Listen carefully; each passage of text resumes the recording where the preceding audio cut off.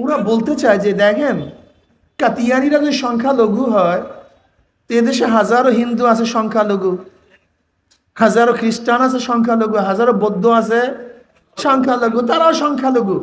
আপনারা তাদের মধ্যে সমস্যা করেন কেন? এইটাই তাদের মাথার মধ্যে ঢুকছে। দেখেন, আমরা ঝগড়া করতে চাই না। হিন্দুদের বিরুদ্ধে আমাদের কোনো বক্তব্য শুনছেন? খ্রিস্টানদের বিরুদ্ধে, বৌদ্ধদের বিরুদ্ধে? কেন কেন কারণটা কি? তারা তাদের ধর্ম পালন করবে, এই ব্যাপারে আমাদের কোনো দ্বিমত নাই তো।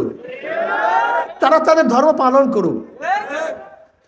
কিন্তু যদি কোনো হিন্দু মুসলিম নামে ধর্ম পালন করে, কোনো খ্রিস্টান যদি হিন্দু নামে ধর্ম পালন করে, কোনো খ্রিস্টান যদি বৌদ্ধের নামে ধর্ম পালন করে, বা বৌদ্ধ যদি খ্রিস্টানের নামে ধর্ম পালন করে, এটা ধর্ম পালন হয় না, ধোঁকাবাজি হয়। ব্যাপারটা এখানে। বিসমিল্লাহির রহমানির রহিম। ইয়া আইয়ুহাল্লাযীনা আমানু উদখুলু ফিস-সিলমি কাফফা ওয়া লা তাত্তাবিউ খুতুওয়াতিশ শাইতান ইন্নাহু লাকুম আদুউম মুবিন। সাদাকাল্লাহু মাওলানা আযীম ওয়া সাদাকা রাসূলুন নবিয়ুল কারীম। আল্লাহ পাকের বান্দা জনাব মুহাম্মদ রাসূলুল্লাহ সাল্লাল্লাহু আলাইহি ওয়াসাল্লামের উম্মতগণ, আল্লাহ পাক রব্বুল আলামিন আপনাকে আমাকে দুনিয়ার সমস্ত ফিতনা ফাসাদ থেকে পরিত্রাণ দিয়ে কোরআন ও হাদিসের মাজলিস, আলেম ওলামা, মুমিন মুত্তাকিন, জাকিরিন শাকিরিনদের গুরুত্বপূর্ণ এক দামি মাজলিসে আসার বসার বলার শোনার তৌফিক আল্লাহ পাক দান করছেন। শুকরিয়া তান সবাই বলে আলহামদুলিল্লাহ। দীর্ঘদিন পর্যন্ত বিভিন্ন কায়দায় আপনাদের দ্বারে দ্বারে কানে কানে মাহফিলের দাওয়াত পৌঁছাবার চেষ্টা করা হয়েছে। অনেক লোকের অনেক সুযোগ সুবিধা থাকা সত্ত্বেও তারা মাহফিলে আসতে পারে নাই। কতক কপাল পরা চার দোকানে আড্ডার মধ্যে লিপ্ত। এই যে দেখেন, এই মাহফিলের বাইরে যে মার্কেট, এই মার্কেটের মধ্যে কত লোক বেহুদা গল্প গুজবের মধ্যে ব্যস্ত, কেনা কাটার মধ্যে লিপ্ত। কপাল পরা বাড়ির থেকে আসছে এত কষ্ট করে, অথচ কপাল পরা এই দামি মাজলিসে বসার সুযোগ পায় নাই। শয়তান ওখানে আটকায় রাখছে। ওর সুযোগ ছিল, সুবিধাও ছিল, কিন্তু আসতে পারে নাই। আবার মাহফিলের মধ্যে দেখবেন হাজারো আল্লাহ পাকের বান্দা বহুত কষ্ট করে স্বীকার করে দোকানের মধ্যে লাথি মেরে দুনিয়ার সমস্ত ঝামেলাকে পদদলিত করে তারা মাহফিলে হাজির হয়ে গেছে। ওই ব্যক্তি এত কাছে থাকা সত্ত্বেও আসতে পারে নাই। আপনি এত দূরের থেকে আসছেন কিভাবে? কি চিন্তার বিষয় আছে কি নাই? এই ব্যক্তি এত কাছে আসছে, তারপরও দামি মাজলিসে আল্লাহ ওয়ালাদের সাথে বসতে পারে নাই। আর আপনি এত ঝামেলার মধ্যে থাকা সত্ত্বেও আপনি আসছেন কিভাবে? নিশ্চয়ই আল্লাহ পাক রব্বুল আলামিন তৌফিক না দিলে আপনি এবং আমিও কিন্তু আসতে পারতাম না। কি ব্যাকুব নাকি? বসেন, বয়ান শোনেন, বসেন।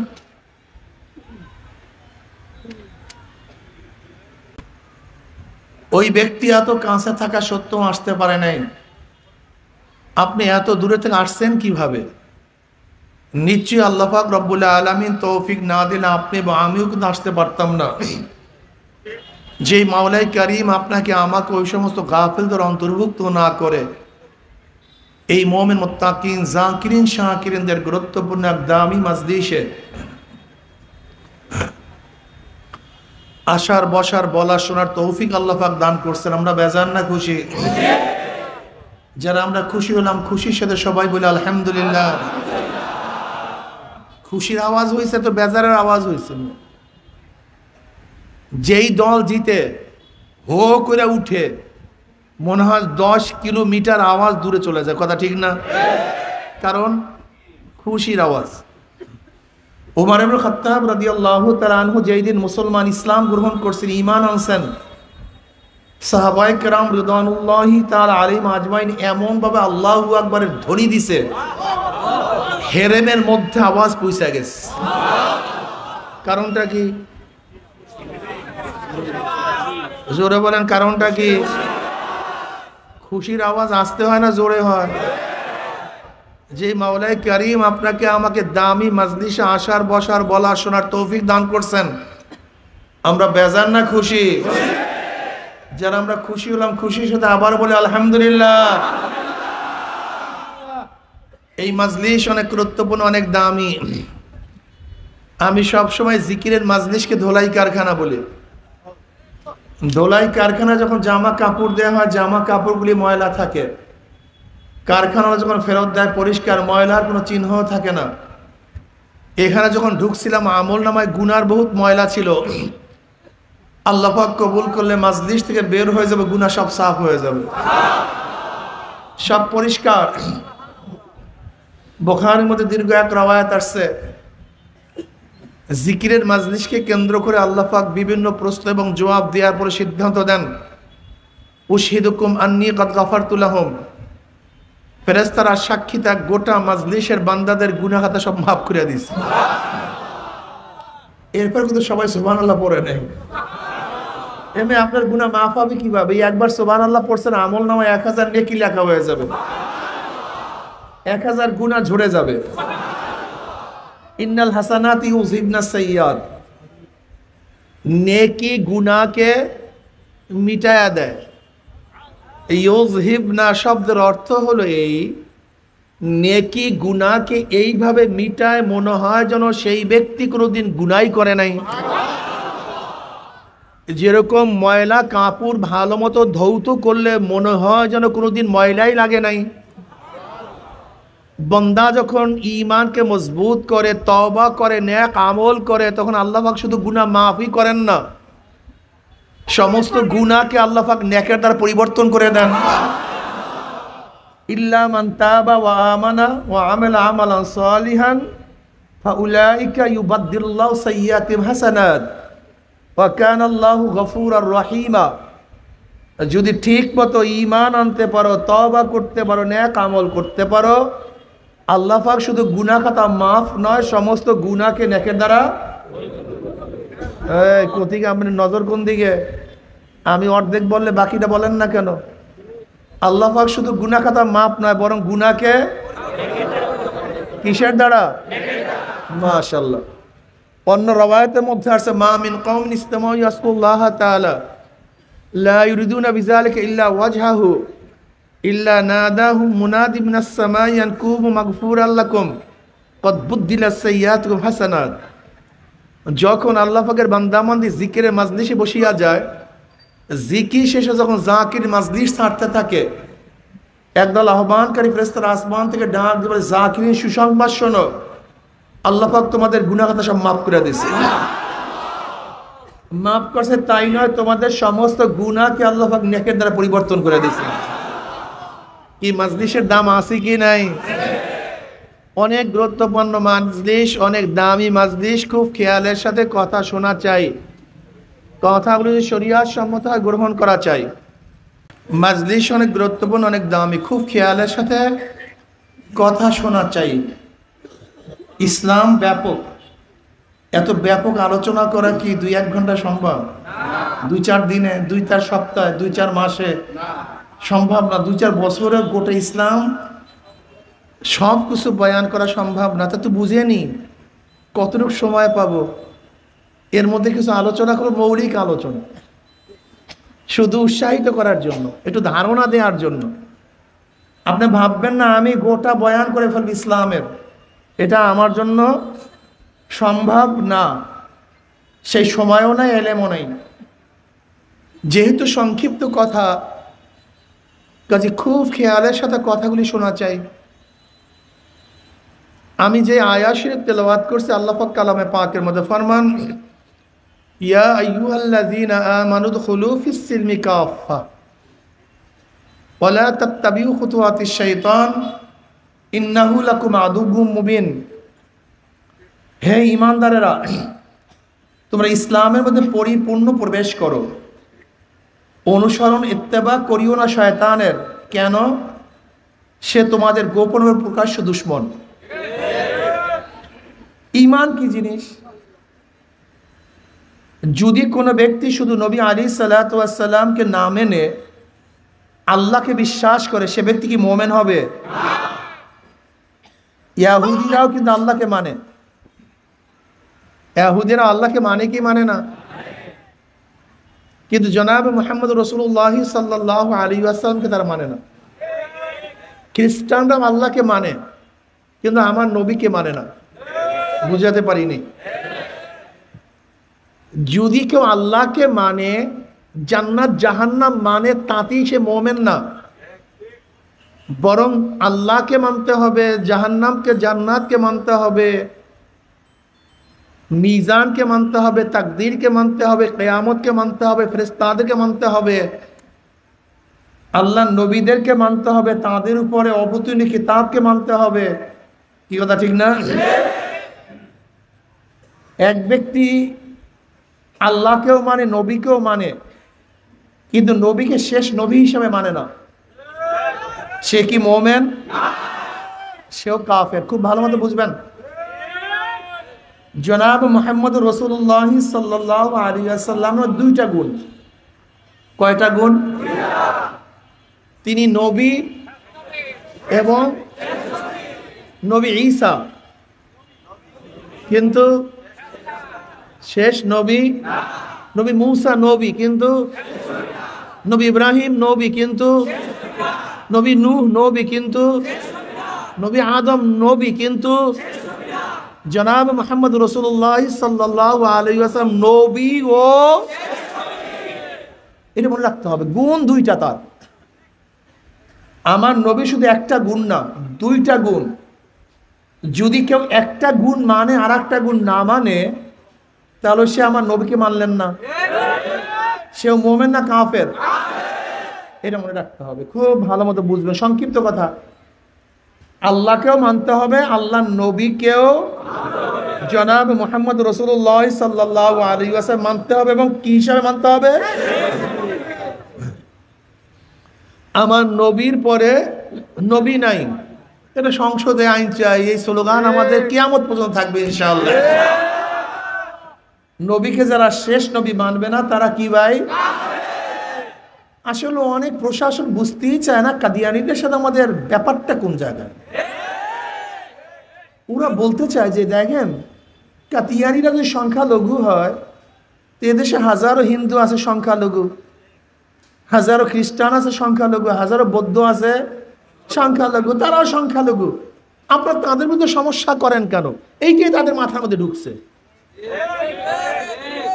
দেখেন, আমরা ঝগড়া করতে চাই না। হিন্দুদের বিরুদ্ধে আমাদের কোনো বক্তব্য শুনছেন?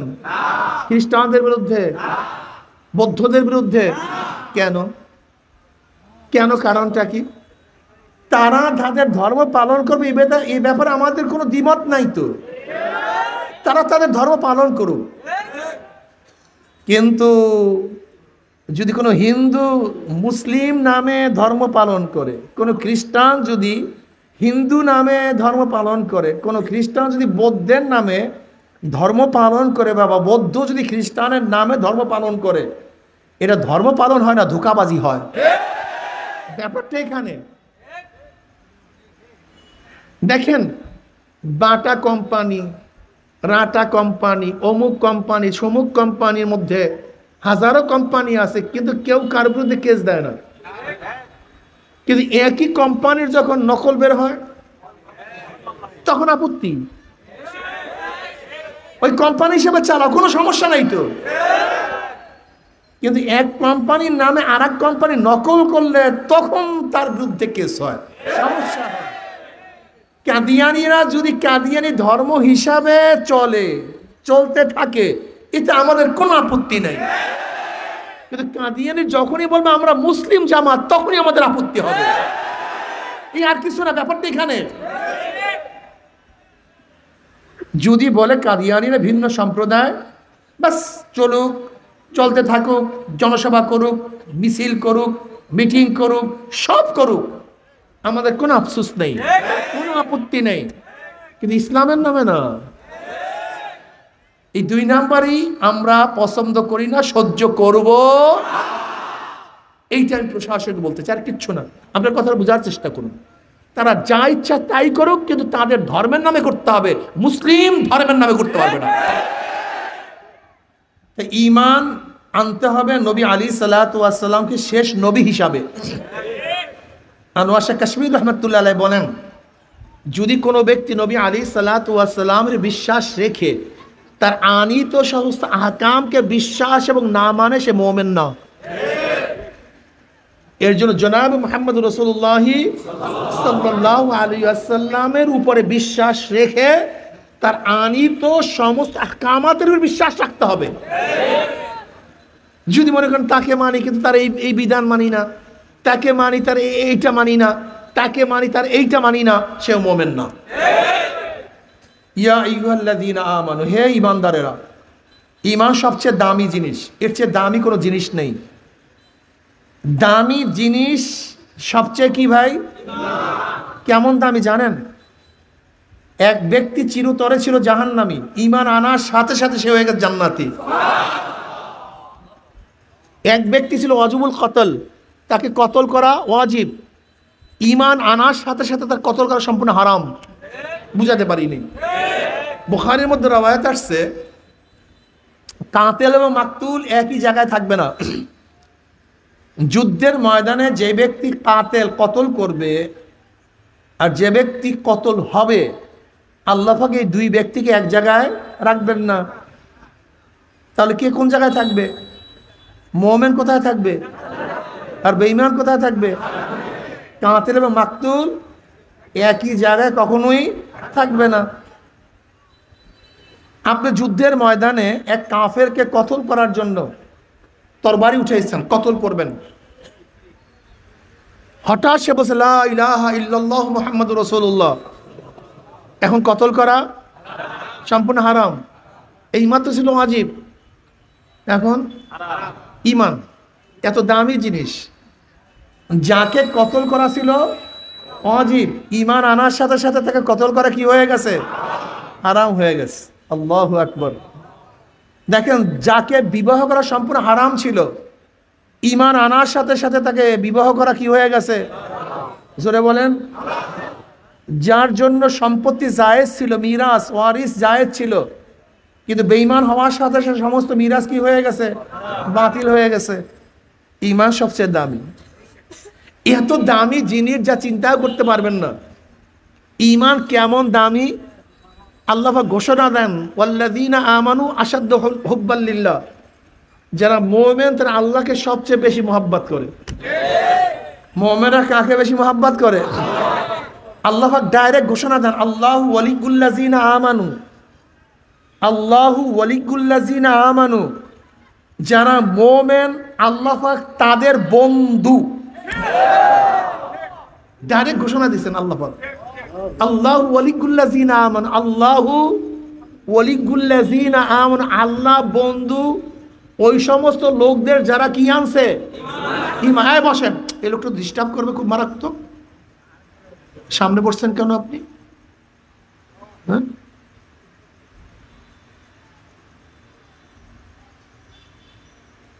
আল্লাহ ডাইরেক্ট ঘোষণা দিচ্ছেন, ডাইরেক্ট আল্লাহ নিজে বলেন আল্লাহ বন্ধু কাদের? এখন ঈমান বুঝেন তো, ঈমান কি জিনিস? ঈমান কত দামি জিনিস। ঈমানের চেয়ে দামি কোনো, এই অবয়বের কোনো দাম নেই, এই চেহারার কোনো দাম নেই, আমার কোনো দাম নেই। আসলে মূল দাম কিসের? কেমনে? হযরত বেলাল হাবশী রাদিয়াল্লাহু তাআলা আনহু ছিল কালো, কুচ্চিত, হাফসার লোক। দেখছেন না হাফসার লোকগুলির অবস্থাটা কি, চেহারার অবস্থাটা কি? গোলাম জাত গোলাম, নিজেও গোলাম, বাবাও গোলাম, দাদাও গোলাম। 1 টাকার মালিক ছিলেন না, 1 শতক জমির তিনি মালিক নন, জবান তোতলা, কিন্তু ঈমান আনার কারণে কত দামি হয়ে গেছে। জনাব মুহাম্মদ রাসূলুল্লাহ সাল্লাল্লাহু আলাইহি ওয়াসাল্লাম আরশের মধ্যে পায়ের আওয়াজ পান। জিবরাইল বললেন, ভাই জিবরাইল, কার পায়ের আওয়াজ? বলে বেলাল হাবশীর পায়ের আওয়াজ। বেলাল হাবশী হাটে জমিনের মধ্যে, পায়ের আওয়াজ আরশের মধ্যে। কি বুঝলেন? বুঝলেন কি? কি অবয়বের কারণ, চেহারার কারণ, বংশের কারণ, অর্থের কারণ, শিক্ষার কারণ, কিসের কারণ? যেহেতু ঈমান সবচেয়ে দামি, এর জন্য এনজিওরা হাজার হাজার লক্ষ লক্ষ কোটি কোটি টাকা ব্যয় করে ঈমানকে কেনার জন্য আমাদের দেশে আসছেন। এনজিওরা সাহায্যের জন্য আসেন নাই, ওরা আসছে কেন? জোরে বলেন। যদি সাহায্য করার উদ্দেশ্য হয় তাহলে পুরুষেরও সাহায্যের প্রয়োজন আছে, মহিলাদের সাহায্যের প্রয়োজন আছে। ওরা পুরুষদেরকে সাহায্য করে না, মহিলাদেরকে কেন সাহায্য করে? কারণটা কি? স্লোগান দেওয়ার জন্য? আমার দেহ আমার সিদ্ধান্ত, আমার দেহ আমি দেব, যাকে ইচ্ছা তাকে দেব। জোরে বলেন নাউজুবিল্লাহ। স্বামীর কথা মানবো না, কুড়ের ঘরে থাকবো না, এই স্লোগান শিক্ষা দেওয়ার জন্য এনজিওরা আমাদের দেশে আসছে, সাহায্য করার জন্য আসে নাই। ভালো ব্যবসায়ীরা ওই জায়গায় ব্যবসা করে যেখানে অল্প পুঁজিতে ব্যবসা বেশি হয়, দামি মাল কিনতে পাওয়া যায়। এনজিওরা আমাদের দেশে কি ক্রয় করার জন্য আসছে? এখানে ঈমানওয়ালা অনেক বেশি, অল্প পুঁজিতে বেশি ঈমান পাওয়া যায়। অল্প পুঁজিতে বেশি ঈমান পাওয়া যায়, এর জন্য এনজিওরা এখানে ইনভেস্ট বেশি করে। কি ক্রয় করার জন্য? এবং অনেকটা সাকসেসও, অনেক সাকসেস হয়ে গেছে। আমাদের দুর্বল ঈমানওয়ালা লোকেরা ঈমানদেরকে বিক্রি করে দেয়, নাও ঈমান নিয়ে যাও, পয়সা দাও। আগেকার জমানার মুসলমানদের মধ্যে আমাদের মধ্যে পার্থক্যটা কোথায়? হ্যাঁ মুসলমান, খুব খেয়াল দিয়ে শোনেন। আগেকার জমানার মোমেন মুসলমানদের মধ্যে আমাদের মধ্যে পার্থক্যটা কোথায়? আগেকার জমানার মুসলমানরা, সাহাবায়ে কেরাম রিদওয়ানুল্লাহি তাআলা আলাইহিম আজমাইনরা ঈমানের জন্য বাড়ি ত্যাগ করছে, ঈমানের হেফাজতের জন্য বাড়ি ত্যাগ করছে, টাকা ত্যাগ করছে, ঘর, জোরে বলেন, স্ত্রী, ছেলে, মেয়ে, নিজের জীবন, কিসের জন্য? ঈমান ও ইসলামের জন্য সব কিছু ত্যাগ করছে। বাড়ির দরকার নেই, গাড়ির দরকার নেই, টাকার দরকার নেই, কিছুর দরকার নেই, ঈমানকে হেফাজত করতে হবে। আর আমরা কি করি? বাড়ির জন্য ঈমান বিক্রি করে দেই, গাড়ির জন্য ঈমান বিক্রি করে দেই, ক্ষমতার জন্য, কথা বলেন না কেন, ক্ষমতার জন্য তারা ঈমানের জন্য সব কিছু বিক্রি করছে, ঈমানকে মজবুত করছে।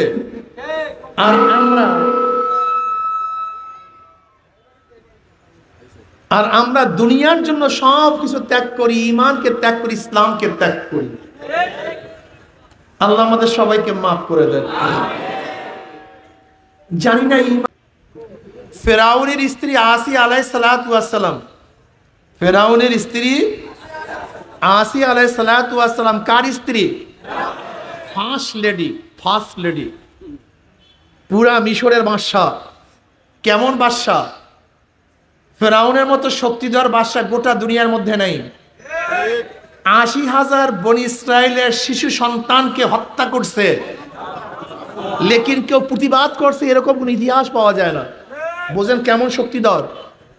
৭০,০০০ শিশু সন্তানকে হত্যা করছে, কিন্তু প্রতিবাদ করার ক্ষমতা নাই। এখন যদি আমেরিকার প্রেসিডেন্টও কোনো বাচ্চাকে নির্বিচারে হত্যা করে, গোটা দুনিয়ার মধ্যে আন্দোলন উঠবে, আন্দোলনের ঝড় উঠবে। কিন্তু ফেরাউনের বিরুদ্ধে কেউ আন্দোলন করার সাহসও পায় নাই। ফার্স্ট লেডি আসি আলাইহিস সালাতু ওয়াস সালাম, স্বর্ণের খাট, চাকরানি নাকরানির কোনো অভাব নাই, সুখ শান্তির কোনো, সম্মান ইজ্জাতের কোনো অভাব নাই। আসি আলাইহিস সালাতু ওয়াস সালাম ঈমান আনছে। ফেরাউন খোদা দাবি করছে, আনা রব্বুকুল আলা, আমি বড় খোদা। এবং জনগণ বলতেছে, ফেরাউন তুমি তো খোদা দাবি করছো, তোমার স্ত্রী তো তোমাকে খোদা মানে না, আগে তোমার স্ত্রী তোমাকে খোদা মানুক, তারপর আমার কাছে আসো, তারপরে আমাদেরকে দাওয়াত দাও। ফেরাউন বলছে আসলেও তো ঠিক, যদি ঘরওয়ালাই আমাকে খোদা না মানে তা কি খোদা মানবে? জনাবে মুহাম্মদ রাসূলুল্লাহ সাল্লাল্লাহু আলাইহি ওয়াসাল্লামকে প্রথম কে নবী মানছেন? আম্মাজান আয়েশা হযরত খাদিজা কুবরা রাদিয়াল্লাহু তাআলা আনহা যখন জনাবে মুহাম্মদ রাসূলুল্লাহ সাল্লাল্লাহু আলাইহি ওয়াসাল্লাম আম্মাজান খাদিজা কুবরা রাদিয়াল্লাহু তাআলা আনহার কাছে গিয়ে বললেন, এই অবস্থা জাম্বিলুনি ফাজাম্বিলুহা, তখন জনাব মুহাম্মদ রাসূলুল্লাহ সাল্লাল্লাহু আলাইহি ওয়াসাল্লাম আম্মাজান আয়েশাকে সব কিছু খুলে বললেন। তখন কি বললেন? কাল্লা ওয়াল্লাহ মা ইউখজিকাল্লাহু আবাদা ইন্নাকা লা তাসিলুর রাহিমা ওয়া তাহমিলুল কাল্লা ওয়া তাকসিবুল মা'দুমা ওয়া তাকরুদ দাঈফা ওয়া তুঈনু আলা আন-নওয়াইবিল হক ওয়া তুঈনু আন-নওয়াইবিল হক, যে আল্লাহ পাক আপনাকে কোনো অবস্থায় অপদস্থ করবেন না, অপমানিত করবেন না। এই সান্ত্বনা কে দিয়েছিলেন? আম্মাজান খাদিজা কুবরা রাদিয়াল্লাহু তাআলা আনহা। প্রথম ঈমান তিনি আনছেন। মনে রাখতে হবে, মুসলমানদের মধ্যে পুরুষ মহিলাদের মধ্যে সর্বপ্রথম ঈমান আনছেন খাদিজা কুবরা রাদিয়াল্লাহু তাআলা আনহা। মুরব্বী পুরুষের মধ্যে সর্বপ্রথম ঈমান আনছেন আবু বকর সিদ্দিক রাদিয়াল্লাহু তাআলা আনহু। বালকদের মধ্যে সর্বপ্রথম ঈমান আনছেন আলীউল মুর্তজা রাদিয়াল্লাহু তাআলা আনহু। কি কথা ঠিক না? জনাবে মুহাম্মদ রাসূলুল্লাহ সাল্লাল্লাহু আলাইহি ওয়াসাল্লাম ঈমান আনছেন তার স্ত্রী। আর ফেরাউনকে তার স্ত্রী অস্বীকার করছে, আমি তোমাকে খোদা মানি না, তোমাকে স্বামী মানি কিন্তু খোদা মানি না। এবার ফিরাউন ক্ষিপ্ত হয়ে গেছে, আসিয়া তুমি আমাকে যদি খোদাই না মানো, কি আমাকে খোদা মানবে? তুমি আমাকে খোদা মানো। আসিয়া বলছে, আমি তোমাকে স্বামী মানি কিন্তু খোদা মানি না। বলে আসিয়া আমি তুমি তালাক দিয়ে দেবো। বলে তালাকের বিরহ বেদনা সহ্য করব কিন্তু খোদা মানব না। অথচ আজকে আমাদের মুসলিম মেয়েরা বেঈমানদের সাথে প্রেম করিয়া চলিয়া যায়। অথচ আসিয়া ছিল কাফেরের স্ত্রী, তালাক সহ্য করছে কিন্তু ঈমান কি বিক্রি করে নাই। ফেরাউন বলতেছে, আমি তোমাকে তালাক দিয়ে শেষ করব না, আমি তোমাকে কষ্ট দেব, নির্যাতন করব। আসিয়া আলাইহিস সালাতু ওয়াস সালাম বললেন, কষ্ট সহ্য করতে না পারলে মারা যাব কিন্তু খোদা মানব না। এবার ফেরাউন ক্ষিপ্ত হয়ে গেছে। ফেরাউন বলল কি, আসিয়াকে উত্তপ্ত বালুর মধ্যে চিত করে বুকের উপরে পাথর চাপা দিয়া শোয়া রাখো। প্রচন্ড গরম, বালু উত্তপ্ত, বুকের মধ্যে পাথর, নড়াচড়া করতে পারে না, কথাও বলতে পারে না। আসিয়া আলাইহিস সালাতু ওয়াস সালাম শুধু মুখের মধ্যে কি বলে, আহাদ আহাদ আহাদ, আমার আল্লাহ এক, আমার আল্লাহ এক, আমার আল্লাহ, আমার আল্লাহ এক। ফেরাউন তার উজিরকে বলছে, দেখো আসিয়া মনে হয় কষ্ট সহ্য করতে না পারি আমাকে খোদা মানছে। আসিয়া আলাইহিস সালাতু ওয়াস সালামের মুখের কাছে কান লাগাইয়া শুধু শুনে আসিয়া বলছে, আহাদ আহাদ, আমার আল্লাহ এক, আমি অন্য কাউকে খোদা মানি না। এবার ফেরাউন ক্ষিপ্ত হয়ে গেছে। ফেরাউন বলতেছে, আসিয়াকে শুলের মধ্যে চড়াইয়া দাও। স্বাভাবিক শুলে চড়াইলে হবে না, আসিয়াকে সমস্ত মানুষ এসে উলঙ্গ করিয়া ফেলাও। আসিয়া আলাইহিস সালাতু ওয়াস সালাম সমস্ত মানুষের সামনে উলঙ্গ করিয়া ফেলানো হয়েছে। এবার ফেরাউন বলতেছে, এতেও হবে না, আসিয়ার ডাইন হাতের মধ্যে পরাগ লাগাইয়া দাও। তাতেও হবে না, আসিয়ার বাম হাতের মধ্যে পরাগ লাগাও। ডাইন পার মধ্যে পরাগ লাগাও, বাম পার মধ্যে পরাগ লাগাইয়া দাও। আসিয়ার লজ্জা স্থানের মধ্যে পরাগ মারিয়া দাও, আল্লাহ মাফ করিয়া দাও। মুসা আলাইহিস সালাতু ওয়াস সালাম কাছের থেকে রওনা করলেন। আসিয়া আলাইহিস সালাতু ওয়াস সালাম বললেন, আল্লাহ নবী মুসা, আল্লাহর উপরে ঈমান আনার জন্য, তোমাকে বিশ্বাস করার জন্য বাদশাহী ছাড়ছি। আরামের বিছানার পরিবর্তে উত্তপ্ত বালুর বিছানাকে গ্রহণ করছি। ল্যাপ কম্বলের পরিবর্তে ভারী পাথরকে শরীরের মধ্যে গ্রহণ করছি। সম্মান ইজ্জাতের পরিবর্তে সমস্ত মানুষের সামনে আমাকে উলঙ্গ করিয়া ফেলানো হয়েছে। আরাম আয়েশের পরিবর্তে আমার হাতের মধ্যে প্যারাগ লাগাইয়া দাও, আমার সব জায়গায় প্যারাগ লাগানো হয়েছে। এই অবস্থায় আমার মাওলা আমার উপর রাজি না বেজার। আমার মাওলা আমাকে দেখি কি দেখে না। মুসা আলাইহিস সালাতু ওয়াস সালাম বলেন, আসিয়া রে, গোটা জান্নাতের দরজা তোমার জন্য খোলা হয়ে গেছে, গোটা ফেরেশতারা তোমার দিকে তাকায় আছে, খোদ আমার মাওলায় তোমার অপেক্ষায় আছে। তুমি এই মুহূর্তে যেই দোয়া করবা সেই দোয়াই আমার মাওলায় কবুল করবে। তুমি জলদি দোয়া করো। আসিয়া আলাইহিস সালাতু ওয়াস সালাম আল্লাহর কাছে দোয়া করলেন, রব্বি ইবনিল ইনদাকা বাইতাম মিনাল জান্নাহ ওয়া নাজ্জিনি মিন ফিরআউনা ওয়া আমালিহি ওয়া নাজ্জিনি মিনাল কওমিজ জালিমিন। মাওলা হে, এই কষ্টের পরিবর্তে, এই অপমানের পরিবর্তে, এই সাধনার পরিবর্তে আমি যদি শুধু তোমার কাছে জান্নাত চাই, জান্নাত পাই, আমার কলিজায় মানবে না, আমি সহ্য করতে পারবো না। যদি জান্নাতের মধ্যে গিয়া তোমাকে না পাই, ওই জান্নাত আমার জন্য জাহান্নাম হয়ে যাবে। রব্বি ইবনিল ইনদাকা বাইতাম মিনাল জান্নাহ, মাওলা জান্নাতের মধ্যে তোমার নিকটে আমার জন্য একটা ঘর বানাইয়া দাও, যেই ঘরটা তোমার কাছে হবে, যেই ঘরের থেকে আমি তোমাকে দেখতে পাবো।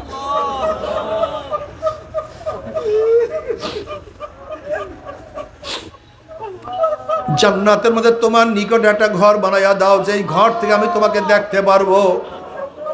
মুফাসসিরিন কেরাম বলেন, আসিয়া আলাইহিস সালাতু ওয়াস সালাম দোয়া করার সাথে সাথে আল্লাহ পাক বলেন, আসিয়া তাকায়া দেখ, তোর জন্য ঘর তৈয়ার হয়ে গেছে।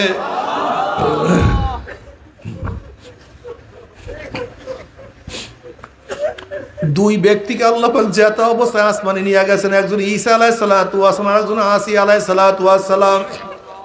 এ আমার পর্দালে মা বোনেরা,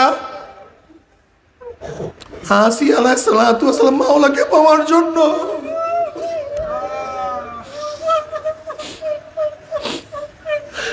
আসিয়া আলাইহিস সালাতু ওয়াস সালাম মাওলাকে পাওয়ার জন্য সব কিছু ত্যাগ করছে। আর তুমি আমি সেই মাওলাকে পাওয়ার জন্য কি ত্যাগ করলাম?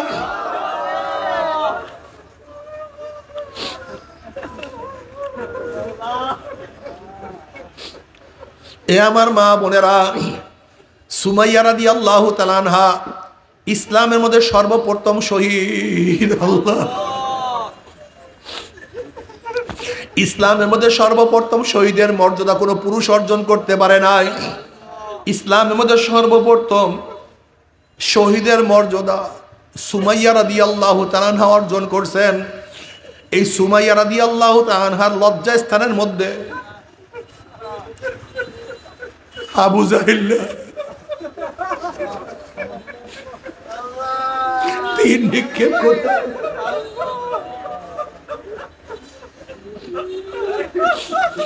দুনিয়ার থেকে বিদায় হয়ে গেছে, ঈমান ত্যাগ করে না, ঈমান ত্যাগ করে না, ঈমান ত্যাগ। ও আমার মা বোনেরা, হযরত হাজরা আলাইহিস সালাতু ওয়াস সালাম মাওলার প্রেমে পড়িয়া, মাওলার মহব্বতে পড়িয়া ওই বাচ্চাকে নিয়ে কাবা শরীফের ওই জায়গায় বনবাস স্বীকার করছে, ঈমান ছাড়ে নাই।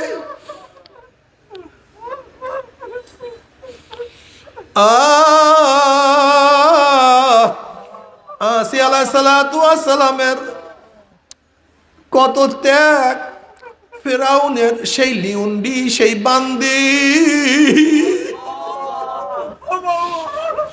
ঈমান আনার জন্য তাকে আগুনের মধ্যে জ্বালাইয়া দেওয়া হয়েছে, তৈলের মধ্যে ভাজা করিয়া ফালাইছে, কিন্তু ঈমান ত্যাগ করে নাই। ও মুসলমান বাবারা, নবী ইব্রাহিম আলাইহিস সালাতু ওয়াস সালামকে নমরুদ আগুনের মধ্যে ফালাইয়া দিছে, ঈমান ত্যাগ করে নাই। নবী মুসা আলাইহিস সালাতু ওয়াস সালাম মিশর থেকে ভাগাইয়া দিছে, ঈমান ত্যাগ করে নাই।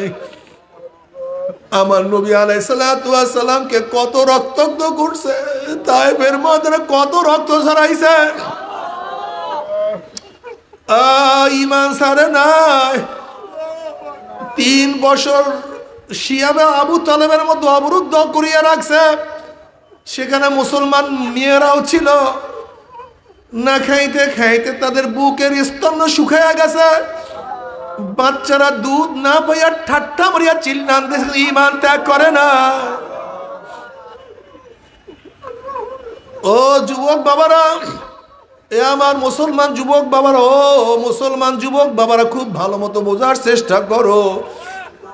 যদি ইসমাইল আলাইহিস সালাতু ওয়াস সালাম মাত্র অল্প বয়সে ফালাম্মা বালালা মাহু সাইয়া, মাত্র যখন বাবার পিছনে পিছনে হাঁটা শুরু করছে, বাবার কাজে কিছুটা সাহায্য করা শুরু করছে, তার মানে 7, 8, 9 বছর বয়স যখন ইসমাইল আলাইহিস সালাতু ওয়াস সালামের হয়ে গেছে, সেই ইসমাইল আলাইহিস সালাতু ওয়াস সালাম মাওলার প্রেমে পড়িয়া যদি ছুরির নিচে নিজের গর্দানকে ঝুঁকাইয়া দিতে পারে, তুমি আমি সেই মাওলাকে পাওয়ার জন্য কি ত্যাগ করলাম?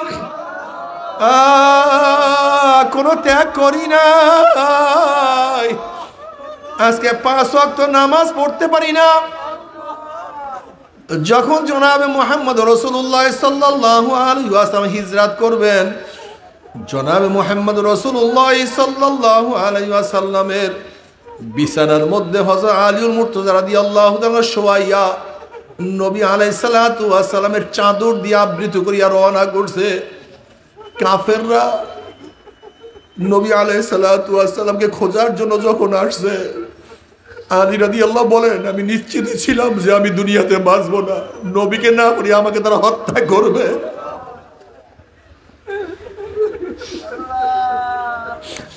নবীকে না পাইয়া তারা আমাকে হত্যা করবে, কিন্তু তারপর আমার নবীকে বাঁচাবার জন্য আমি আর তার খাটার মধ্যে শুইয়া গেছি। যদি নবীর প্রেমে পড়ি আলীউল মুর্তজা রাদিয়াল্লাহু তাআলা হত্যা হওয়ার জন্য তৈয়ার হইতে পারে, তুমি আমি সেই নবীর মুহাব্বতে পড়ে কি করলাম? আসলে তো কোনো কিছু করতে পারলাম না। বাবারা, তুমি কি দেখো না, হাজারো সাহাবারা ঈমানকে রক্ষা করার জন্য, ইসলামকে রক্ষা করার জন্য দুনিয়া ত্যাগ করছে, ঈমান ইসলাম ত্যাগ করে নাই। অথচ তোমার আমার কি হইল? তুমি আমি দুনিয়ার জন্য ঈমানকে বিক্রি করিয়া ফেলাই, ইসলামকে বিক্রি করিয়া ফেলাই। আজকে সামান্য স্বার্থের কারণে ঈমান ইসলাম বিক্রি করিয়া ফেলাই। কিয়ামতের ময়দানে আসিয়া উঠবে, হাজারা উঠবে, সুমাইয়া উঠবে। কিয়ামতের ময়দানে নবী ইব্রাহিম উঠবে, মুসা উঠবে, আমার নবী উঠবে, নবী ইসমাইল উঠবে, হাজারো সাহাবারা কিয়ামতের ময়দানে উঠবে। ওই আলী রাদিয়াল্লাহু কিয়ামতের ময়দানে উঠবে, তুমি আমিও কিয়ামতের ময়দানে উঠবো। কোন লজ্জায় মাওলার সামনে দাঁড়াবো?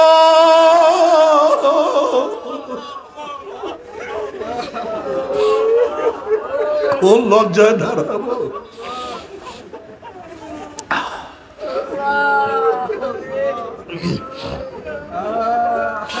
ইয়া আইয়ুহাল্লাযীনা আমানু উদখুলু ফিস-সিলমি কাফা, এ মুমিন ইসলামের মধ্যে পরিপূর্ণ প্রবেশ করো। আজকে ইসলাম তোমার কাছে আমার কাছে ভালো লাগে না।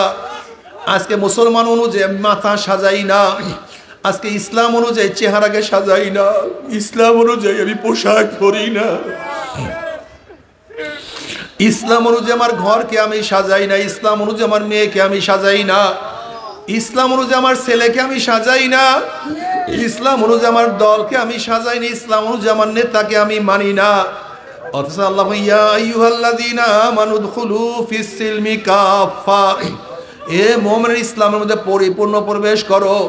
তোমার নামের মধ্যে ইসলাম থাকা চাই, তোমার শৈলের মধ্যে ইসলাম থাকা চাই, তোমার চেহারার মধ্যে ইসলাম থাকা চাই, তোমার দলের মধ্যে ইসলাম থাকা চাই। তোমার চেহারা ইসলাম অনুযায়ী, কিন্তু তোমার দল তো ইসলাম অনুযায়ী হয় নাই। তোমার চেহারা তো ইসলাম অনুযায়ী, কিন্তু তোমার নেতার মধ্যে ইসলাম নাই। তুমি পরিপূর্ণ ইসলামের মধ্যে প্রবেশ করতে পারো নাই। জনাবে মুহাম্মদ রাসূলুল্লাহ সাল্লাল্লাহু আলাইহি ওয়াসাল্লাম ফরমান, আল মারউ মা মান আহাব্বা ওয়া লাহু মা কতাসাবা। দুনিয়াতে যে যাকে মুহাব্বত করবে, যে যাকে নেতা মানবে, কিয়ামতের ময়দানে সে তার সাথী হয়ে যাবে। যারা দুনিয়ার মধ্যে Karl Marx, Mao Tse Tung, Abraham Lincoln, Socrates, Plato, অ্যারিস্টটলকে নেতা মানবা, যারা শেখ সাহেবকে নেতা মানবা, জিয়াউর রহমানকে নেতা মানবা, এরশাদকে নেতা মানবা, বর্তমান প্রাইম মিনিস্টারকে নেতা মানবা, প্রাক্তন প্রাইম মিনিস্টারকে নেতা মানবা, যে যাকে নেতা মানবা, কিয়ামতের ময়দানে নেতারা সামনে থাকবে, অনুসারীরা পিছনে থাকবে। নেতারা যেখানে যাবে অনুসারীরাও সেখানে চলে যাবে। আর যারা আল্লাহর রসুলকে নেতা মানবা, আলেম ওলামাকে নেতা মানবা, আল্লাহর কসম কিয়ামতের ময়দানে আল্লাহর হাবিব আমাদের সামনে থাকবে, ওলামায়ে কেরাম আমাদের সামনে থাকবে। তারা যেখানে চলে যাবে আমরাও সেখানে চলে যাবে ইনশাআল্লাহ। আল মারউ মা মান আহাব্বা ওয়া লাহু মা কতাসাবা। জনাবে মুহাম্মদ রাসূলুল্লাহ সাল্লাল্লাহু আলাইহি ওয়াসাল্লাম ফরমান, মান তাশাব্বাহা বিকওমিন ফাহুয়া মিনহুম। যার সাথে যার মুহাব্বত তার সাথে তার কিয়ামত, যার সাথে যার মুহাব্বত তার সাথে তার কিয়ামত।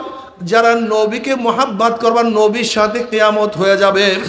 যারা নবীকে মুহাব্বত করবা, সুন্নাত অনুযায়ী চলবা, কবরে যাওয়ার পরে জনাবে মুহাম্মদ রাসূলুল্লাহ সাল্লাল্লাহু আলাইহি ওয়াসাল্লামের রওজার সাথে সুরাক হয়ে যাবে, রাস্তা হয়ে যাবে। ফেরেশতারা প্রস্তর মান হাজার রজুল, চেন ওই ব্যক্তিকে। যুবক দেখবেন নবীর মাথার সাথে তার মাথার মিল, নবীর চেহারার সাথে তার চেহারার মিল, নবীর পোশাকের সাথে তার পোশাকের মিল, নবীর দলের সাথে তার দলের মিল, নবীর নীতি আদর্শের সাথে তার নীতি আদর্শের মিল, নবীর সাথে তার নেতার মিল। অমনি বলবে যে আমার নবী জনাব মুহাম্মদ রাসূলুল্লাহ সাল্লাল্লাহু আলাইহি ওয়াসাল্লাম আমার মাওলার ডাক দিয়ে সাদাকা দি, আমার বান্দা সত্য কথা বলছে। ওয়া আফরুশুল ফরাশা মিনাল জান্নাহ ওয়াল বিসু মিনাল জান্নাহ, আমার বান্দা বান্দির গার মধ্যে জান্নাতের পোশাক লাগায়া দে, জান্নাতের বিছানা বিছায়া দে, জান্নাতের নাজ নিয়ামতের দ্বারা গোটা কবরটাকে ভরিয়া দে। আল্লাহ তুমি কবুল করিয়া নাও। কিন্তু যারা নবীর সাথে সম্পর্ক রাখবে না, দেখবেন নবীর মাথার সাথে তার মাথার কোনো মিল নাই, নবীর চেহারার সাথে তার চেহারার মিল নাই, নবীর পোশাকের সাথে তার পোশাকের মিল নাই, নবীর নীতি আদর্শের সাথে তার কোনো মিল নাই, নবীর দলের সাথে তার দলের মিল নাই, নবীর সাথে তার নেতার মিল নাই। ওই নাফরমান আমার নবীকে চিনতে পারবে না। নাফরমান বলবে হ্যাঁ হ্যাঁ লাদিরি, আমি ওনাকে চিনি না, ওনার সাথে আমার কোনোই সম্পর্ক নাই। উম্মি আমার মাওলায় বলবে কাযাবা আদুবুল্লাহ, আমার দুশ্মন মিথ্যা কথা বলছে। এ কবরের মাটি চাপ দে, অমনি কবরের দুই পাশের মাটি এত জোরে চাপ মারবে, চাপের চড়ে এক পাজরে হাঁটি আর এক পাজরে লাগাইয়া ফালাইবে। এ ফেরেশতারা কবরের মধ্যে আগুন ধরাইয়া দে, অমনি গোটা কবরটা আগুনে ভরিয়া যাবে। আল্লাহ মাফ করিয়া দাও, আল্লাহ আল্লাহ তুই আমাদের সবাইকে মাফ করিয়া দাও। এ সাপ জড়াইয়া ধর, অমনি ৯৯টা সাপ আসিয়া নাফরমানকে প্যাঁচ মারবে। আল্লাহ আল্লাহ তুই আমাদের সবাইকে ক্ষমা করিয়া দাও। আযাবুল কবরে হকুন, কবরে আযাব সত্য, কোনো সন্দেহ নাই। বাবারে তুমি কি বুখারীর মধ্যে রওয়ায়াত দেখো নাই?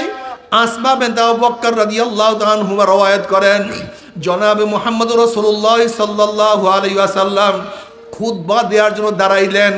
নবী আলাইহিস সালাতু ওয়াস সালাম যখন কবরের বয়ান শুরু করলেন, দাজ্জাল মুসলিমুনা দাজ্জাতান, তখন মুসলমানদের মধ্যে এমন হায়বাস শুরু হয়ে গেছে, চিল্লা চিল্লি শুরু হয়ে গেছে, এমন কান্নাকাটি শুরু হয়ে গেছে। নাসাই রওয়ায়াতের মধ্যে আসছে, রাবি বলতে আছে সাহাবাদের কান্নাকাটির কারণে আমি নবীর বয়ান শুনতে পাইতেছিলাম না, নবী কি আলোচনা করতেছিল আমি তা শুনতেছিলাম না।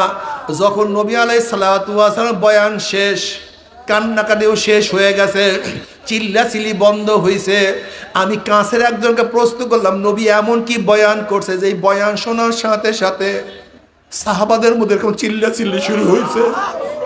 তখন ওই ব্যক্তি বলতে আছে নবী শুধু বয়ান করছে অচিরেই কবরের মধ্যে দাজ্জালের ফিতনার মতো ফিতনার সম্মুখীন হইতে হবে। এই বয়ান শোনার সাথে সাথে সাহাবাদের মধ্যে চিল্লাচিল্লি শুরু হয়ে গেছে। অথচ আজকে কবরের বয়ান শুনলে তোমার আমার চোখের মধ্যে পানি আসে না। এ মুসলমান বাবারা, আযাবুল কবরে হক, কোন খবরে আযাব সত্য, কোনো সন্দেহ নাই। আমি একবার খুলনায় মাহফিলে গেলাম, এক ব্যক্তি তার ছেলেকে তার সাথে নিয়ে আমার সাথে দেখা করার জন্য আসছে।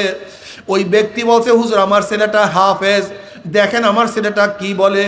আমি বললাম, বাবা তুমি কি বলতে চাও বলো। বলে, হুজুর আমার বাড়ির দরজা একটা কবরস্থান, আমি সন্ধ্যার পরে ঘরের থেকে নামছি, হঠাৎ যখন কবরের দিকে নজর দিলাম তখন দেখি কবরের মধ্যে আগুন। আল্লাহ তুমি মাফ করিয়া দাও।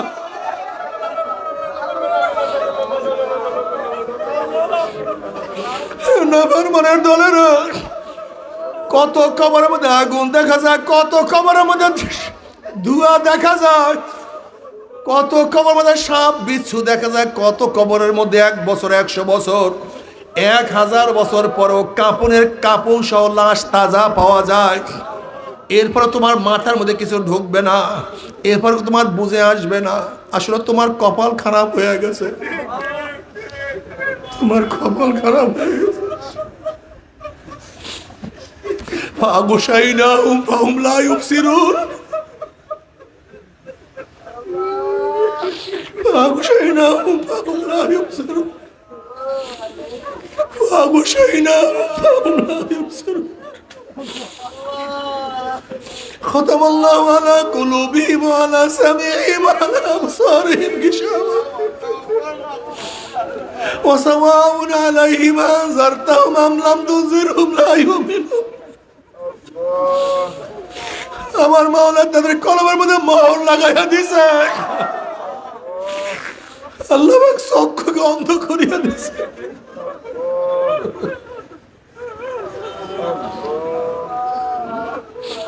ও আমার যুবক বাবারা, ও আমার মুরব্বী বাবারা, বাবারে, ইমাম গজালি রাহমাতুল্লাহ আলাইহি বলেন, গরিবের তুলনায় বড় লোকদের কবরের শাস্তি 70 গুণ বেশি অনুভব হবে। যখন বড় লোকদের শাস্তি শুরু হয়ে যাবে আর দুনিয়ার শান্তি সুখ শান্তির কথা মনে পড়বে, আমার বিল্ডিং এত বড় ছিল, আমার খাট এত দামি ছিল, আমার এত চাকরানির নৌকার ছিল, আমার এত সম্মানিত ছিল, আমার দস্তারখানে এত ধরনের কারখানা ছিল। দুনিয়ার যখন সুখ শান্তির কথা মনে পড়বে, ওইদিকে গুর্জের বাড়ি শুরু হয়ে যাবে, তখন এত কষ্ট লাগবে, ওই কষ্ট সহ্য করতে পারবে না। আল্লাহ আল্লাহ তুই আমাদের সবাইকে মাফ করে দাও। ও আমার যুবক বাবারা, ও আমার পর্দালয় মা বোনেরা, তুমি কোন ক্লাসে পড়ো? বলে, হুজুর আমি তো 8-এ পড়ি। তুমি কি দেখো না কত 8-এর সন্তান আমার মাওলার পাগল, তুমি কেন পারবা না? বাবা আমি একবার সফরে গেলাম মুন্সিগঞ্জে, একটা ছেলে আমার সাথে সাক্ষাৎ করার জন্য আসছে, দেখা করার জন্য আসছে। দেখি পাগড়ি পরা, লম্বা জামা, কত সুন্দর। আমি বললাম, বাবা তুমি কোন মাদ্রাসায় পড়ো? বলে, হুজুর আমি তো মাদ্রাসায় পড়ি না, আমি স্কুলে পড়ি। আমি বললাম, মাশাআল্লাহ তোমার এই হালাত কিভাবে হইলো? বলে, হুজুর আমি দুষ্টামি ফাইজলামি করতাম, একদল লোক আমাকে দাওয়াত দিয়া চরমোনায় নিয়ে গেছে, চরমোনায় যাওয়ার পরে আমার মাওলা আমাকে দিনের বুঝ দিছে। এখন আমি পাগড়ি পরি, লম্বা জামা গায়ে দিয়ে স্কুলে যাই। কিন্তু আমার বাপ মা ইটালিতে থাকে, নানা বাড়ি থাকিয়া পড়াশোনা করি, কিন্তু এখন নানা নানিও পছন্দ করে না, স্কুলের ছাত্রও পছন্দ করে না, ছাত্ররা ঠিটকারি করে। এখন নানা নানি আমাকে নালিশ দিছে, আব্বু আম্মুর কাছে আমাকে এখন ইটালিতে নিয়ে যাবে। আমি পরীক্ষার জন্য বললাম, তাহলে এত সকালে এত সুন্নাত ভাবে চলার দরকারটা কি? একটু বড় হইয়া সুন্নাত অনুযায়ী চলবা। অমনি ছেলে 2 চোখের পানি ফেলাই দাও, হুজুর আমি বাপ মা সব ত্যাগ করতে পারবো, নানা নানা সব কিছু ত্যাগ করতে পারবো, কিন্তু আমি নবীর সুন্নাত ছাড়তে পারবো না।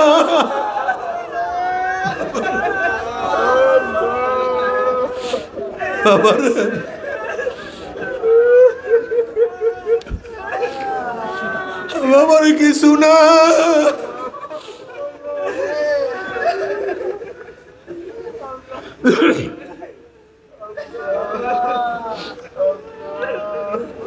ও আমার ছাত্র বাবার, স্কুল কলেজের ছাত্র বাবারা, মাদ্রাসার ছাত্র বাবারা, হযরত মুআজ রাদিয়াল্লাহু আনহু যদি অল্প বয়সে, ছোট্ট বয়সে নবীর প্রেমে পড়িয়া বুখারীর মধ্যে রওয়ায়াত আছে, আব্দুর রহমান আউফ রাদিয়াল্লাহু তাআলা ফরমান, আমি যুদ্ধের ময়দানে ডাইন দিকে বাম দিকে তাকায় দেখি দুইটা ছোট বাচ্চা। আমি চিন্তা করলাম আমার দুই পাশে দুইজন যদি ভালো যোদ্ধা থাকতো আমার জন্য খুবই সহজ হইতো, ভালো হইতো, উপকার হইতো। আমি মনে মনে চিন্তা করতেছিলাম। এই চিন্তার মধ্যেই একটা ছেলে আমাকে ডাক দিয়ে বলে, চাচা আপনি কি আবু জেহেলকে চিনেন নাকি? বলে হ্যাঁ চিনি তো, তা তোমার দরকারটা কি?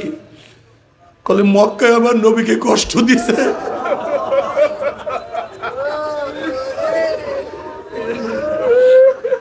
আবু জেহেল মক্কায় নবীকে কষ্ট দিছে, সেই প্রতিশোধ নেওয়ার জন্য আমি আসছি।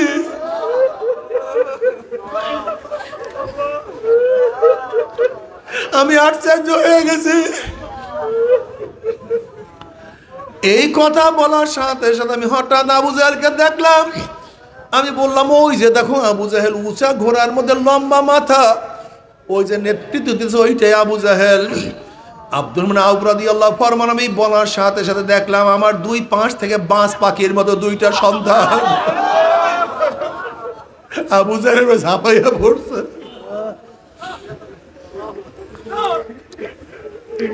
একজনে ঘোড়ার পার উপর আঘাত করছে, আর একজন আবু জেহেলের উপর আঘাত করছে। আবু জেহেল তার উপর তাদের উপর আঘাত করছে। আব্দুর রহমান আউফ রাদিয়াল্লাহু ফরমান, আমি দেখতে আছি আবু জেহেলের আঘাতে একটা বাচ্চার ডেনা অঙ্গর থেকে চামড়ার সাথে ঝুলিয়ে আছে, শুধু চামড়ার সাথে ঝুলতে আছে।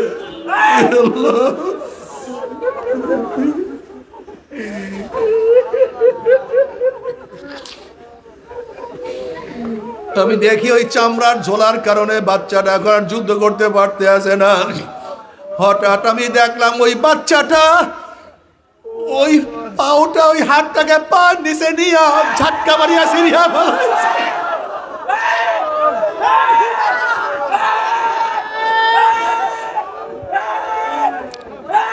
এরপর আবু জেহেল আঘাত করা শুরু করছে। আঘাত করতে করতে আবু জেহেল নিচে পড়িয়া গেছে।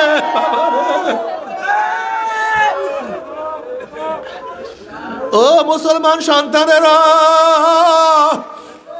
তোমাদের পূর্বসূরীদের ইতিহাস কি আর তোমাদের ইতিহাস কি রে বাবা?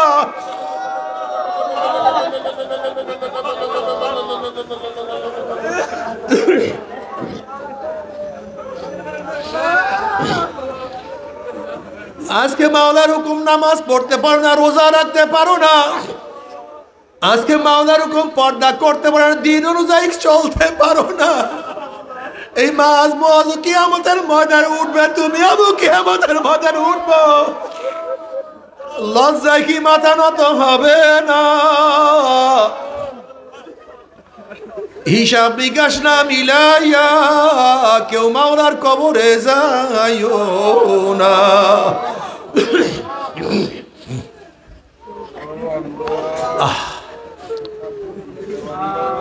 আজকে মুসলমান সন্তান নামাজ পড়ে না, অথচ জনাবে মুহাম্মদ রাসূলুল্লাহ সাল্লাল্লাহু আলাইহি ওয়াসাল্লাম ফরমান, আল ফারকু বাইনাল আবদি ওয়াল কুফরি তারকুস সালাহ।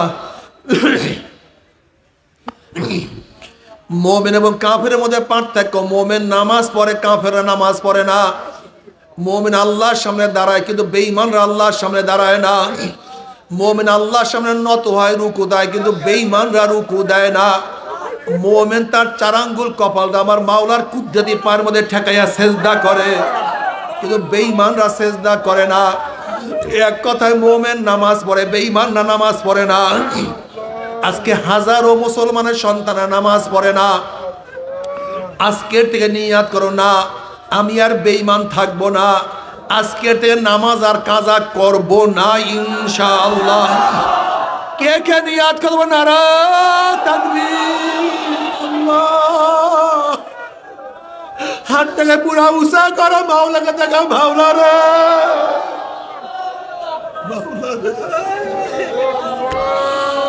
মাওলার হাত নামাও। মাওলা ওয়াদা করলাম নামাজ আর কাজা করব না।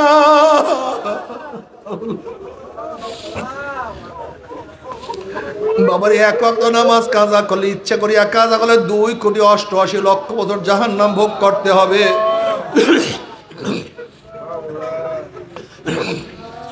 আজকের থেকে নিয়াত করে আর নামাজ কাজা করবো না ইনশাআল্লাহ। কি রাজি আছেন ইনশাআল্লাহ? আল্লাহ সবাইকে কবুল করিয়া নাও। ও আমার বাবারা, মুসলমান বাবারা, যারা কিয়ামতের ময়দানে উঠবে বিশ্বাস করো, নবী আলাইহিস সালাতু ওয়াস সালাম সুপারিশ করবে বিশ্বাস করো। হাজারো হাদিসের মধ্যে আসছে জনাবে মুহাম্মদ রাসূলুল্লাহ সাল্লাল্লাহু আলাইহি ওয়াসাল্লাম যখন তোমাকে দেখবে আর তুমিও তাকে দেখবা, যদি দেখো আমার নবীর চেহারায় দাড়ি, তোমার চেহারায় দাড়ি নাই, তখন তো তোমার লজ্জায় মাথা নত হয়ে যাবে।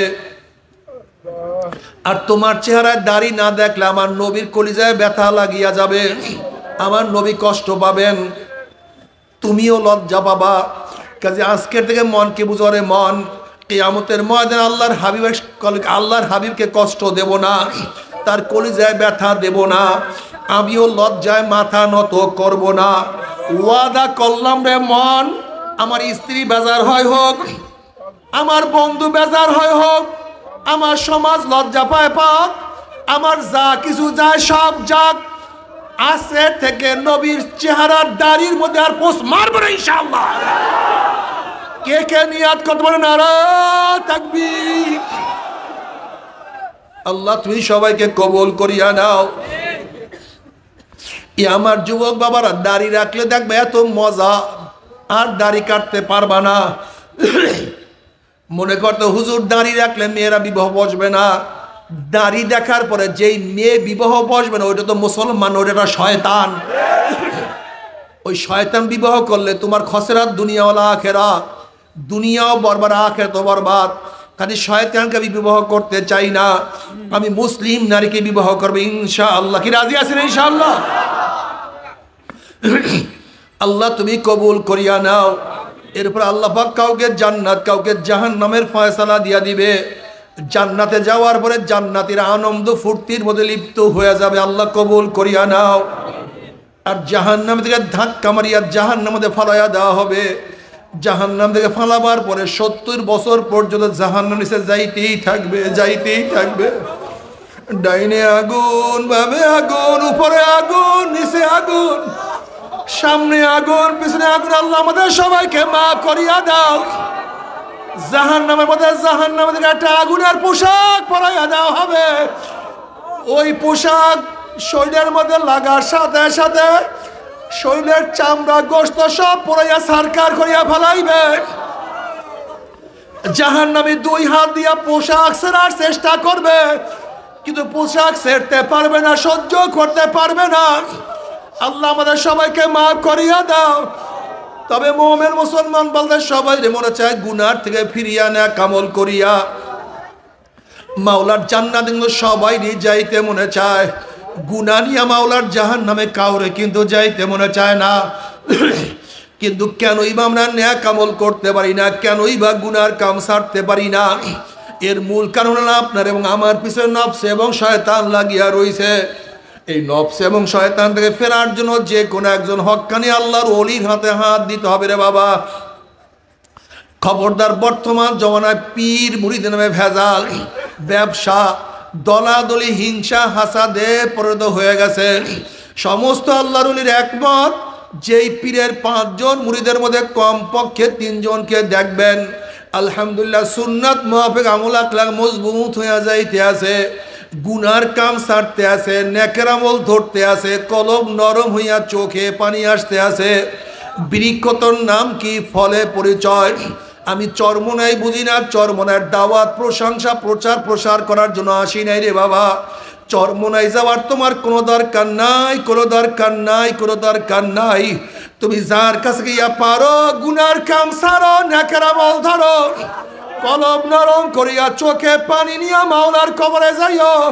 যেরকম দুনিয়ার ঘরে আগুন লাগলে পানি ছাড়া নিবানো যায় না, ঠিক তদ্রুপ তোমার এবং আমার গুনার দ্বারা যেই জাহান্নামের আগুন জ্বলিয়া রইছে, চোখের পানি ও ছাড়া কিন্তু জাহান্নামের আগুন নিবানো সম্ভব না।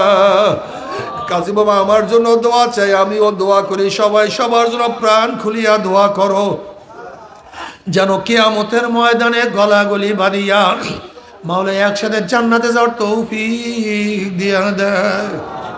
আল্লাহুম্মা আমিন, আল্লাহুম্মা আমিন। আমার পর্দার